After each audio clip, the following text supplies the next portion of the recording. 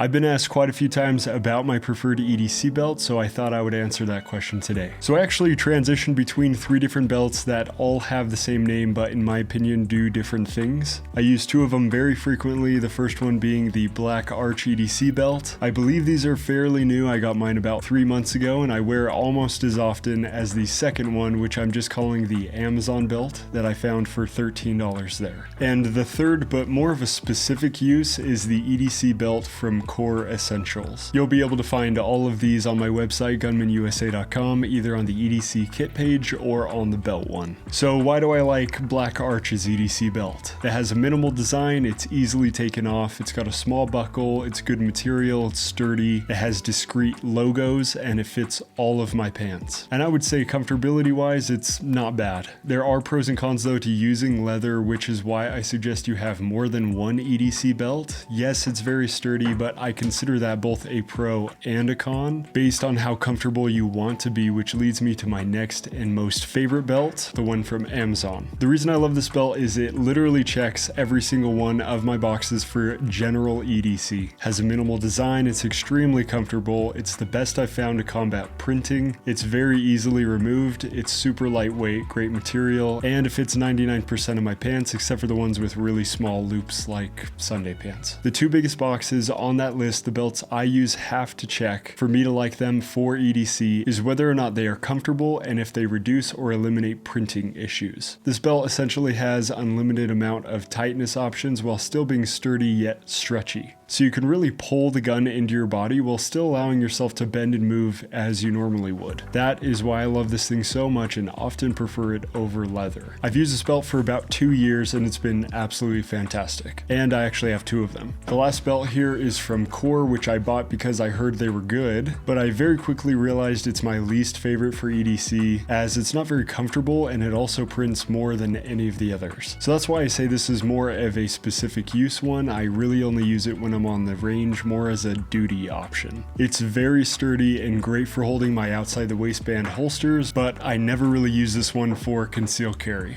It is honestly a great belt. It's high quality material, very well made. I love the locking mechanism with the quick release, but in my opinion, it's so extremely sturdy, it's just not good for EDC. Because again, one of my biggest boxes that has to check is it has to be comfortable and eliminate printing, which this one really doesn't do either of those super well, or as good as the other 2 options I have. You actually might like it a lot. I would just personally rather use one of these other 2 options. The 2 belts I absolutely think you should own are the Black Arch EDC belt and the one from Amazon. And if you need one for the range, I really would just go get an actual battle belt. I just use the Core because I bought it and I don't really put enough gear on my belt to justify a heavy duty one. So this is a super quick video today. Now that you know what belt to get, go out there and get some good use out of it and train. I know it's cold and training in the cold sucks, but you are your own best defense after all, and that is why you should improve your life preserving skills. I'm really excited for what's coming to the channel, a lot more gun reviews. I'll see you in the next one.